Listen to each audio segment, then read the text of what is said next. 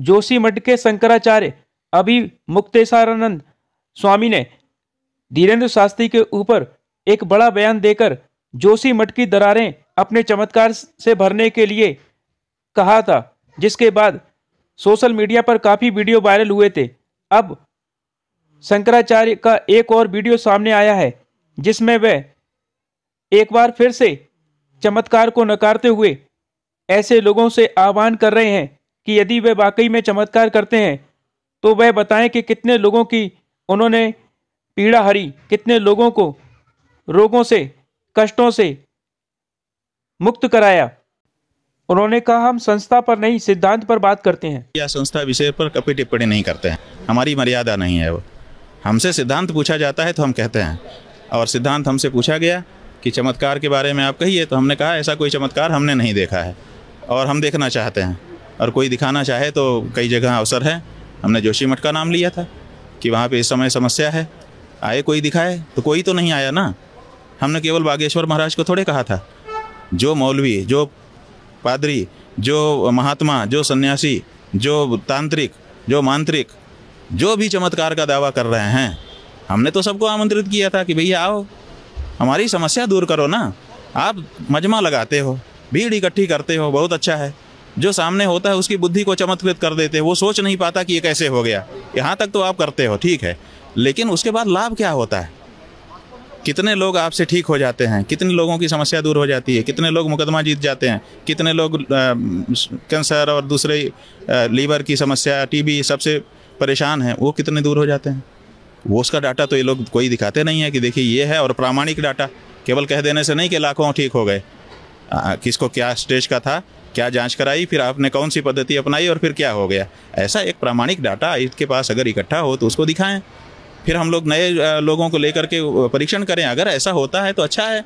अपने यहाँ कितनी बीमारी फैली हुई है, अस्पतालों में जाने पर बहुत लोगों की खेत ज़मीन और मकान बिक जा रहे हैं, तो कम से कम ऐसे लोग कुछ कर दें। अपने देश के खिलाफ कितने षड्यंत्र हो रहे हैं। लोग कहते हैं, दावा करते हैं कि हम ये मन की बात जान ले रहे हैं। बहुत अच्छी बात है, आप मन की बात जान। तो जो षड्यंत्र कर रहा है हमारे देश के खिलाफ, जो रेकी कर रहा है हमारे एयरपोर्ट पर कि इसको उड़ा देना है, आप उसके मन की बात क्यों नहीं जान लेते हो? जान के क्यों नहीं भारत की सरकार को बता देते हो? भारत को सरकार को कितना बड़ा फायदा होगा। जहाँ जहाँ आप ध्यान करो और बता दो कि ये व्यक्ति अमुक अमुक जगह पे भारत के खिलाफ षड्यंत्र कर रहे हैं, देखो कितना आनंद हो जाए। लेकिन इस बारे में नहीं बताते हैं। समस्या ये, चाचा का नाम क्या है, भतीजे का नाम क्या है, वो तो जानता ही है जिसके चाचा हैं। अपने चाचा का नाम कोई भूला हुआ है क्या? तो इसमें क्या रखा है आप बताओ। इसके कारण हमको अटपटा लगता है। हमारा कोई द्वेष नहीं है किसी से। अगर कोई सही विद्या लेके आए तो विद्वान का तो सम्मान है। जिसने भी परिश्रम किया है, साधना की है, चाहे किसी क्षेत्र में किया हो, कौन ऐसा दुष्ट व्यक्ति होगा जो साधना का, विद्या का सम्मान नहीं करेगा। हम भी करने को तैयार हैं, लेकिन हम ऐसी मतलब हल्की बातों में नहीं जाना चाहते हैं। और हम ये चाहते हैं कि लोग इसमें ना जाएं, क्योंकि इससे उनको कुछ उपलब्धि नहीं होती है। थोड़े दिन घूम फिर के फिर किसी और जगह पे भीड़ लगाने लगते हैं। सवाल ये है कि रामचरितमानस की प्रतियां उत्तर प्रदेश में जलाई जाती हैं, ठीक है ना। उत्तर प्रदेश में भारतीय जनता पार्टी का शासन है, योगी आदित्यनाथ जी मुख्यमंत्री हैं, और सब लोगों को ठीक से पकड़ा भी नहीं जाता है। उनको तुरंत पकड़ा जाना चाहिए था, तुरंत उनके ऊपर कड़ी कार्रवाई होनी चाहिए थी, तुरंत उस बारे में चीज़ें होनी चाहिए थी। तो अब जला दिया, जला देने के बाद चल रहा है ऐसे ही वक्तव्य पे वक्तव्य। आप कई लोग हमसे कह रहे हैं फेसबुक पर कि शंकराचार्य जी क्यों नहीं बोल रहे हैं। भाई सवाल है कि शंकराचार्य जी के पास अख्तियार क्या है। हमारे पास पुलिस होती तो हम अभी तक जिन जिन लोगों ने माचिस जलाई है ना रामचरितमानस के विरुद्ध, हम अभी तक खड़ा कर देते, खड़ा कर दिया जाना चाहिए। इस तरह की चीज़ें इस देश में नहीं फैलनी चाहिए। और ये राजनीतिज्ञ जो हैं, ये बहुमत कहते हैं कि बहुमत जिसके पास होगा वही होगा। तो अभी रामचरितमानस के बारे में सर्वे करवा लो देश में, बहुमत किसके पक्ष में है? रामचरितमानस के विरोध में है कि पक्ष में है? 99% से ज़्यादा लोग रामचरितमानस के पक्ष में है इस देश में। फिर ये नगण्य 2-4-10 लोगों की बातों को चैनल वाले भी फैलाते हैं और उस पर चर्चा होती है। इनकी गिनती क्या है? रामचरितमानस ने इस देश में आज़ादी लाई है। रामचरितमानस पढ़ करके हमारे गुरुजी स्वतंत्रता संग्राम में भाग लिए थे। रामचरितमानस पढ़ के हम लोगों को पता चला कि बानर भालू भी चाह लें तो लंका के राजा रावण की से वो जला सकते हैं लंका को और रावण को परास्त कर सकते हैं, समझे कि नहीं। तो रामचरितमानस पढ़ने से जो आम आदमी है उसके अंदर बल आता है। रामचरितमानस पढ़ के हमने इस देश को अपना जीवन समर्पित किया है, हमारे गुरुजी ने अपना जीवन समर्पित किया। हम लोग रामचरितमानस पढ़ के देश की सेवा में लगे हुए लोग हैं। रामचरितमानस का कोई छोटा मोटा योगदान नहीं है। उस ग्रंथ के बारे में एक अदना सा व्यक्ति कुछ भी कह देता है और लोग बस वक्तव्य देते हैं। क्यों अभी तक अरेस्ट नहीं हुआ वो व्यक्ति, चाहे वो मंत्री था या पूर्व मंत्री था या कितना ही बड़ा आदमी है।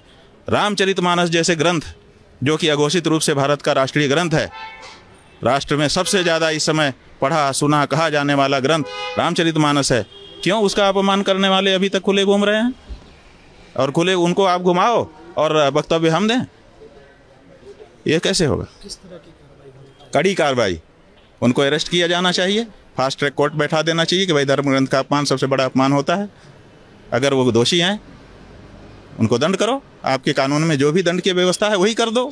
हम कहते हैं 1 दिन की सजा करो, लेकिन सजा तो कर दो, सजा याफ्ता तो हो जाए वो क्यों नहीं कर रहे हो आप? उसमें क्यों विलम्ब करते हो? अब मुकदमा भी पंजीकृत हो जाएगा तो 15 साल बाद फिर जब ये उनके विपक्ष में एक नेता खड़ा होगा तब फिर वो मुकदमा खुलेगा, नेता नहीं खुलेगा।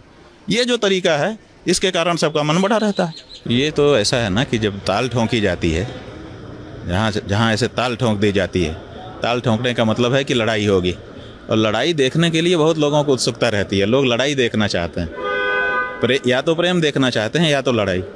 फिल्में 2 ही कारणों से चलती हैं, या तो प्रेम दिखाया जाता है या तो लड़ाई दिखाई जाती है। तो लड़ाई में भी बहुत लोगों की रुचि होती है, तो उस रुचि को जागृत करते हैं ऐसे लोग ताल ठोंक ठोक करके।